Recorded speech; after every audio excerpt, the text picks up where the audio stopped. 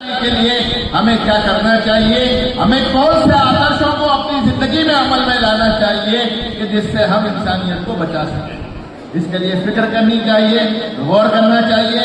अपने बड़े वडीलों से, पैगंबर गए जितने आए उन पैगंबरों से जो एक आसमानी वाणी अपने अंदर रखते थे, उस वाणी को सामने रखते हुए हम अपना अगर लाए अमल बनाएंगे तो आइंदा आने वाली इंसानियत को बचा सकेंगे।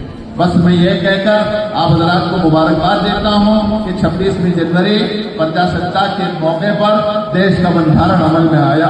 और मैं आपको ये कहूंगा, ये बंधारण जो 2 साल का भी बताया हमारे भाई ने, बच्चे ने 2 साल, वो 2 साल का जो अमल है, उस 2 साल का जो अमल है उसके भी अंदर बड़ी गहराई से हमें उसको भी स्टडी करने की जरूरत है।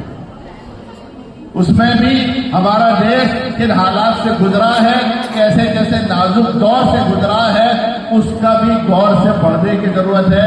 मैं आपको इतना ही कहूंगा कि जो देश की आजादी है, आजादी की लड़त को भी, आजादी से पहले की लड़त को भी, 47 के बाद प्रजासत्ताक दिन 26 जनवरी को जो वजूद में आया, ये 2 साल अरसे में भी जो हालात पेश आए उन पर गहराई के साथ स्टडी करने की जरूरत है। अगर ये करोगे तो आइंदा आप अपना अच्छा सफर तय कर सकोगे।